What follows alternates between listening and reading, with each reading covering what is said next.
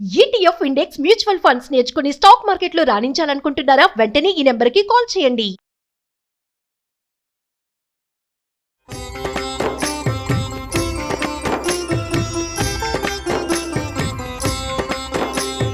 నమస్కారం.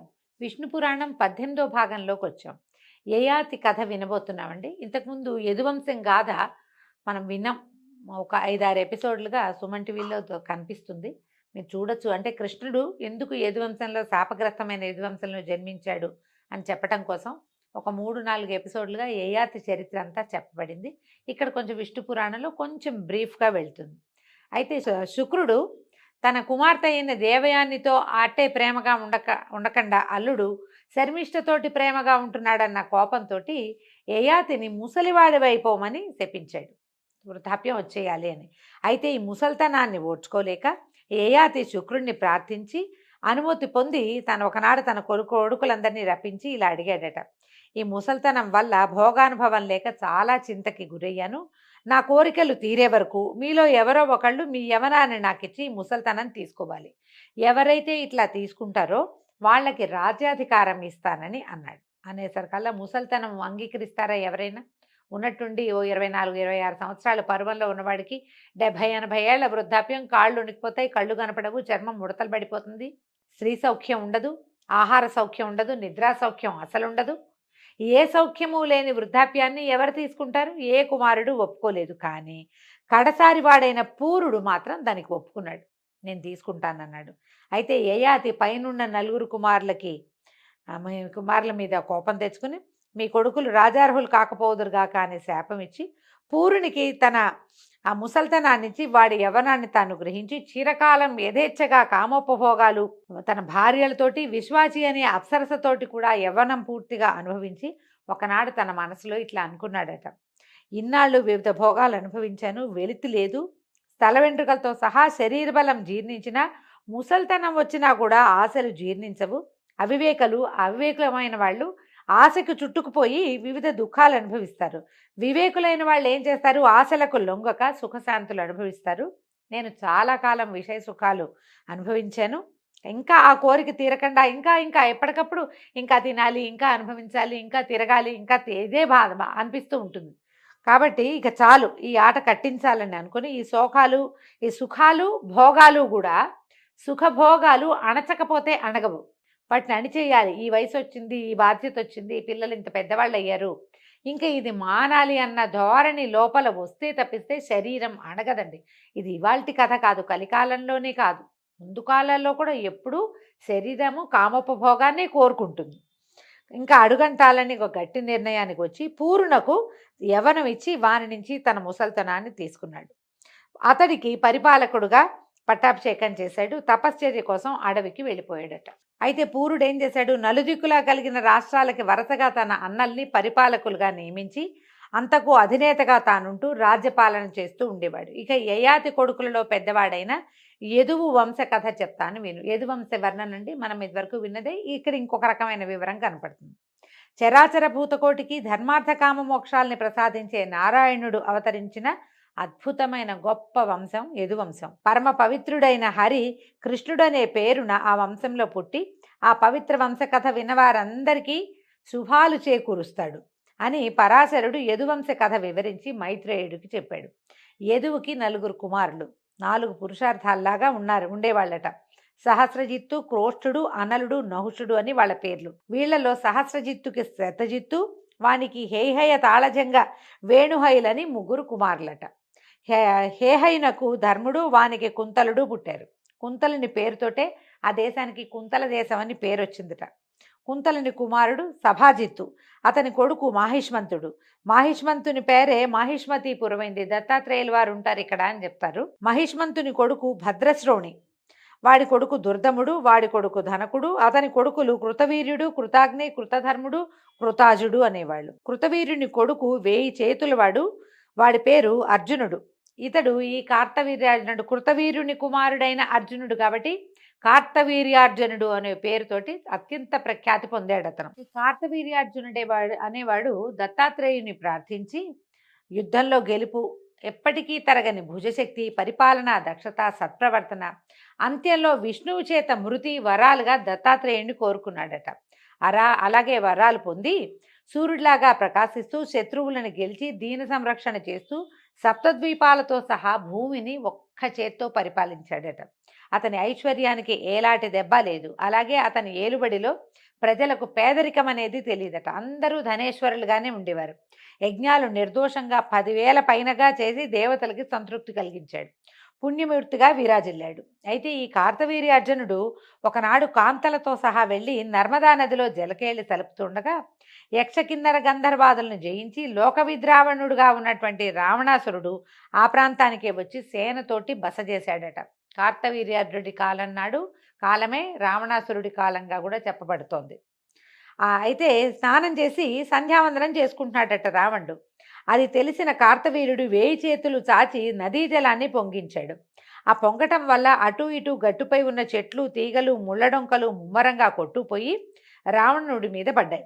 దాంతో కోపించిన రావణుడు గడ్డుకు వెళ్ళి తన సేనతోటి కార్తవీర్యార్జునుడిని ఎదిరించాడు. కార్తవీర్యుడు అలాగే ఎదిరించి పశువుని పట్టి ఈడ్చినట్లుగా రావణుణ్ణి ఈడ్చి కాళ్ళు చేతులు సంకెళ్లతో బంధించి చెరసాలలో చాలా కాలం ఉంచాడట. తర్వాత పులస్త్యుడు వచ్చి నయాన చెప్పగా విడిచిపెట్టాడు. ఇలాగ శత్రుభీకరుడై ప్రజాక్షేమంకరుడైన కార్తవీర్యుడు చిరకాలం పరిపాలన సాగించాడు. కాలావసానం సమీపించగా నారాయణాంశతో అవతరించినటువంటి పరశురాముని గొడ్డలి దెబ్బకి గురి అయి తనుత్యాగం చేసి పరమపదాన్ని చేరాడు. అయితే ఈ కార్తవీర్యునికి 100 కుమారులట. వాళ్లలో శూరసేనుడు, వృషసేనుడు, మధువు, జయధ్వజుడు అనేవాళ్ళు ముఖ్యులు. వాళ్లలో జయధ్వజుని కుమారుడు తాళజంగుడు. వానికి 100 కొడుకులట. వాళ్లలో మొదటివాడు వీతిహోత్రుడు. వాని తమ్ముడు భరతుడు. భరతునకు వృషుడు, వృషునకు మధువు, అతనికి వృష్టి ప్రసిద్ధమైన కుమారులుగా ఉన్నారు. వృష్ణి పేరుతోటే వంశం రూపొందింది. ఇక యదుపుత్రుడు క్రోష్ఠుడు. వృష్ణి వంశం మనకి మహాభారత భాగవత గాథల్లో అంధక వృష్ణి అలా కులాలు కనపడతాయండి. ఈ వృష్ణి అనే వంశం కూడా వీళ్ళ వంశంలోనే ఒకడి వల్ల ఏర్పడిందట. ఇక యదువు యొక్క పుత్రుడు క్రోష్ఠుడు. వాడికి వంశకారకుడైన కుమారుడు కలిగాడు. వాడి పేరు ధ్వజనీషుడు. వాని కొడుకు స్వాతి, అతని కుమారుడు ఋష్యంకుడు అనేవాడు. ఈ ఋష్యంకునికి కొడుకు చిత్రరథుడట. అతని కొడుకు శశిబిందుడు. జగత్తునంతా ఏకఛత్రాధిపత్యంగా పరిపాలించిన చక్రవర్తిగా పేరొందాడు శశిబిందుడు అనేవాడు. వాడికి లెక్కకి మించిన భార్యలు ఉండేవాళ్ళట. అందరినీ సమదృష్టితో చూస్తూ ఇష్టమైన వస్తువస్త్రాలని సమకూరుస్తూ సవిలాసంగా ఆనందపరుస్తూ ఉండేవాడట. ఈ శశిబిందుకి భార్యలందరి యందు కుమారులు కలిగారు.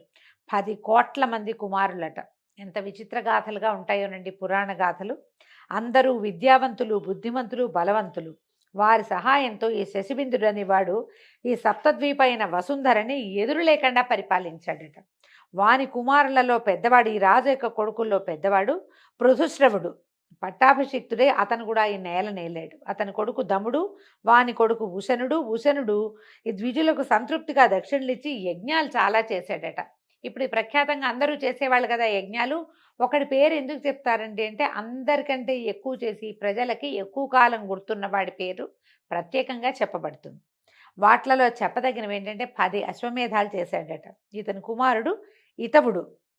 ఇతవుని సుతువు మధువు. వాడికి 5 కుమారులు ఉన్నారట. పరాజితువు, రుక్ముడు, పృథురుక్ముడు, జ్యామకుడు, ఫలితహరితుడు అని వాళ్ళ పేర్లట. అయితే వీళ్లలో జ్యామకుడు అనేవాడు శైబ్య అనే ఒక కాంతను పెళ్ళాడి ఆమెకు వశమైపోయి వాళ్ళిద్దరూ రాజసంగా సంతోషంగా ఉండాలట. ఒకళ్ళకొకళ్ళు లొంగి ఉండేవాళ్ళు. భార్యను విడిచిపెట్టి ఉండేవాడు కాదట.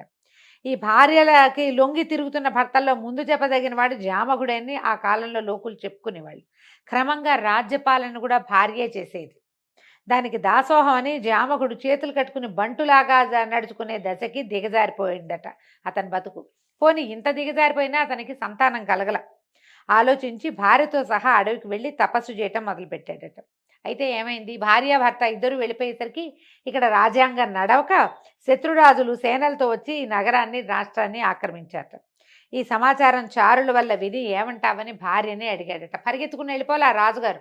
రాణిగారిని అడుగుతున్నాడు. అడిగితే ఏమందట, నువ్వు వెళ్ళు, వాళ్ళని జయించి నగరము రాష్ట్రము స్వాధీనం చేసుకురా అని భార్య అనుమతి ఇచ్చాక అప్పుడు ఈయన వెళ్ళి వజ్రాయుధం లాంటి బాణాలు ప్రయోగించి శత్రురాజుల సేనలను కంటపడిన వాళ్ళందరినీ చిత్రవద చేశాట. అంత చేయగలిగిన వాడు భార్యా విధేయుడుగా ఆమె ఏం చెప్తే అది చేసే స్థాయిలో ఉండేవాడు.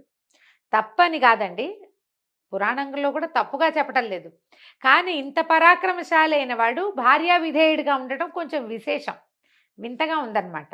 వాని పరాక్రమము బాణప్రయోగము తెలిసి నిలవలేక శత్రురాజులు పారిపోయి కొండగుహల్లోనూ అడవుల్లోనూ తలదాచుకున్నారట. రాజు వాళ్ళని అలా విడిచి వస్తూ ఉండగా దారిలో ఈయనకి ఒక రాజకన్యక కనపడిందట. కంట్లోంచి మొహాన్ని కారుతున్న నీళ్లతోటి బట్టలు చీర తడిసిపోయి అంత ఏడ్చేస్తోందట ఆవిడ. అంత దుఃఖిస్తూ ఉంటే సరే ఈయన వెళ్ళి అడిగాడు, ఎవరమ్మా ఏమిటంటే, మా అమ్మ నాన్న మా తల్లిదండ్రులు వాళ్ళు కనపడలేదని దుఃఖించింది. ఈయన ఏం చేశాడు, జామకుడు ఆమెను ఊరడించి ఆమె రూపానికి మురిసి ఓదార్చి ఆమెను వెంబడ పెట్టుకుని నగరానికి తీసుకుపోయాడు. చెప్పేసరికల్లా ఏమనుకున్నాడు, ఈ శైబ్యతో చెప్పి ఆమెకు ఎట్లాగో సంతానం లేదు కాబట్టి ఈ అమ్మాయిని పెళ్లి చేసుకుంటానంటే ఒప్పుకుంటుందని అనుకుని రథం ఎక్కించి తీసుకెళ్లేసరికల్లా శైబ్య వీళ్ళు అందరూ వచ్చి ఎదురొచ్చి స్వాగతం చెప్పాక ఆవిడ ఈ పక్కనున్న అమ్మాయిని చూసేసరికల్లా కోపం వచ్చేసిందట ఆమెకి కొరకొరలాడుతూ. అయితే ఆ కోపంతో ఆవిడ ఏమంది, ఎవరిది, ఎందుకు తీసుకొచ్చావు, దీన్ని మోహించావా, పెళ్లి చేసుకోవాలని అనుకుంటున్నావా ఈ ముసల్తనంలో, అది కూడా నేనుండగా ఇదేం విపరీత బుద్ధి నీకు అని గసిరేసింది భర్తని. గసిరేసరికల్లా ఈ శైబ్య మాటలకి జంకి గుండె దడదడలాడగా బెదురుతూ చూసి రాజు ఏమన్నట్ట, ఇది కోడలు అని చెప్పాడట. కోడలు మన ఇంట్లో ఉండొచ్చు కదా, ఉంచుకోవచ్చు కదా అని తీసుకొచ్చాను, నీకు ఇష్టమైతే నీతో ఉంచు, కాదంటావా ఎక్కడికైనా పంపించమన్నాడు. పంపించంగానే వెంటనే శైబ్య, ఏమయ్యా ఏమిటి మాయ మాటలు మాట్లాడతావు, నేనేమో గొడ్రాలిని, ఆవిడే చెప్పుకుంటోంది, పుట్టు సంతతి లేని దాన్ని, నీకు ఇంకో భార్య ఏమో లేదు, శైబ్య నేను ఒక్కదాన్నే ఉన్నాను, నీకు కొడుకు ఎక్కడున్నాడు, నీది కోడలు ఎట్లా అవుతుంది అని అనేసరికల్లా రాజుకి ఏం చెప్పాలో తెలియలే. కానీ ఆమెతోటి ఈ అమ్మాయి నాకు నచ్చింది, దీన్ని నేను పెళ్లి చేసుకుంటా, నీకు ఎటాకు పిల్లలు లేరు, ఇవికి సంతానం కలుగుతుంది నా వల్ల, వాళ్ళు రాజు అవుతారు, అట్లాంటి వాక్యాలు చెప్పడానికి ఆయనకి ధైర్యం గుండె చాలలేదనమాట. ఎందుకంటే ఆమె మాట వినడానికే ఆయన అలవాటు పడున్నాడు, లోపల వణికిపోతున్నాడు భయంతో. ఏమన్నాడు, బాగా దిటవ చేసుకుని, ఇలా గొడ్రాలు అయ్యే ఉంటావా, నీ కొడుకు కలగడా, కోడలు ఉండదా నీకు అన్నాడు. అనగానే ఆవిడ ఏం చేసింది, నవ్విందట. నవ్వుతూ సరే రా అని మేడలోకి తీసుకుపోయిందట. ఆ పిల్లని తీసుకెళ్తే కొంతకాలం హాయిగా ఉన్నారట వాళ్ళు. తర్వాత ఆవిడ గర్భవతి అయింది. ఈవిడికి మంచి రూపురేఖలతో, ఏమిటి ఇంత వృద్ధాప్యంలో చాలా పెద్దది అయిన తర్వాత ఆమెకు ఒక కుమారుడు కలిగాడు. ఎంత చక్కటి రూపురేఖలు, అతని పేరు విదర్భుడు అని పేరు పెట్టుకున్నారట. పిల్లవాడు పెరిగాక మొదట ఈయన రాజు తీసుకొచ్చాడు కదా అమ్మాయిని, ఆ అమ్మాయినిచ్చి వివాహం చేశారట. పురాణంలో గాథలు ఇలాగే ఉంటాయండి. ఇంతకుముందు కూడా చాలా వయసున్న అమ్మాయిని పెళ్లి చేసుకున్న గాథలు 2-3 విన్నాం. ఇప్పుడు ఇట్లా ఏ అమ్మాయి అయితే మా వీళ్ళ ఇంట్లోకి వచ్చాక పుట్టాడో కుమారుడు, అతనికిచ్చి వివాహం చేసుకున్నారు. రాజ్యాధికారం అప్పచెప్పి తన కొడుకుకి ఈ విదర్భుడికి రాజ్యాన్ని అప్పచెప్పాడు. ఎప్పుడైతే ఈ పరిపాలకుడుగా విదర్భుడు అయ్యాడో ఆ ప్రాంతాన్ని విదర్భ దేశంగా ప్రఖ్యాతి పొందిద్దట. విదర్భ దేశం, వైదర్భి అంటే మనం రుక్మిణీదేవి విదర్భరాజు కుమార్తె, ఆమెను వైదర్భి అని పిలుస్తారు. అతనికి 2 కుమారులు పుట్టారు, క్రధకైశికుడు, రోమపాదుడు అని వాళ్ళ పేర్లట. రోమపాదుని కొడుకు విభ్రుడు, వాడి కొడుకు ధృతి, ధృతి కొడుకు కౌశికుడు, వీడి కొడుకు చేది. ఈ చేది వంశీయులు చైద్యులు. ఆ దేశానికి చేది దేశం అని పేరుంది. మళ్ళీ ఈ చేది దేశం ఏదో కాదండి, శిశుపాలుడు పుట్టాడు కదా, శిశుపాలుడు ఉన్నాడు. ఎలాగ మనకి జయ విజయులు ఇద్దరు 3 జన్మలు ఎత్తారంటారు. 3వ జన్మలో శిశుపాల దంతవక్తులుగా జన్మించారు. ఆ శిశుపాలుడు మళ్ళీ ఎవరో కాదు, కృష్ణుడి యొక్క మేనత్త కుమారుడు. ఆమెని చేది వంశంలో ఉన్న రాజుగారికి ఇచ్చారు. కాబట్టి ఈ శిశుపాలుడి చైద్యుడు అని కూడా పిలిచేవారు. చేది రాజు అనమాట అతను. ఈ క్రధకైశికుడికి ఇందుమతి అనే కూతురు, కుంతి అనే కుమారుడు కలిగాడట. ఈ ఇందుమతి సూర్యవంశజుడైన అజునికి భార్య అయింది. కుంతి ధర్మ పద్ధతిగా ధరణిని పరిపాలిస్తూ భోగభాగ్యాలు అనుభవిస్తూ ఉన్నాడు. ఈ కుంతికి వృష్ణి, వానికి ధృతి, వానికి దాశార్హుడు, వానికి వ్యోముడు, వానికి అనుడు, వానికి పూరుహోత్రుడు, వానికి అంశుడు, అతడికి సాత్వతుడు కుమారులు. సాత్వతుని కుమారుడు ఉత్వకుడు. ఈ జామకుని వంశకథలు భక్తితో విన్న వాళ్ళకి ఏ పాపాలు అంటవట. అంటే ఒక కన్యను వలచి కూడా ఆమెని కోడలుగా చేసుకోవటానికి అంగీకరించి దానివల్ల సంతానాన్ని పొందాడు ఈ జామకుడు. అందుకని ఇతని కథ వింటే పాపం అంటదని చెప్తారు. అయితే ఉత్వతుని కుమారులు భజమాన దివ్యాంధ దేవావృత మహాభోజ వృష్ణులని 6 కుమారులట. వాళ్లలో భజమానునికి నిమి, వృక్షుడు, వృష్ణి, శతజిత్తు, సహస్రజిత్తు, యుతజిత్తు అని 6 కుమారులు. ఇక ఎంతమంది కుమారుల పేర్లు చెప్తారోనండి. దేవావృతుడికి బభ్రుడు దేవవిభుడు కలిగారు. మహాభోజుడికి భోజమూర్తులు పుట్టారు. వృష్ణికి కొడుకేమో సుమిత్రుడు, వానికి అమిత్రుడు శిబి అని కుమారులు. అమిత్రుడికి సుతుడేమో నిఘ్నుడు, వానికి ప్రసేనుడు సత్రాజిత్తు అని ఇద్దరు కుమారులు కలిగారు. ఈ ప్రసేనుడు సత్రాజిత్తు తెలియని భారతీయులే ఉండరండి.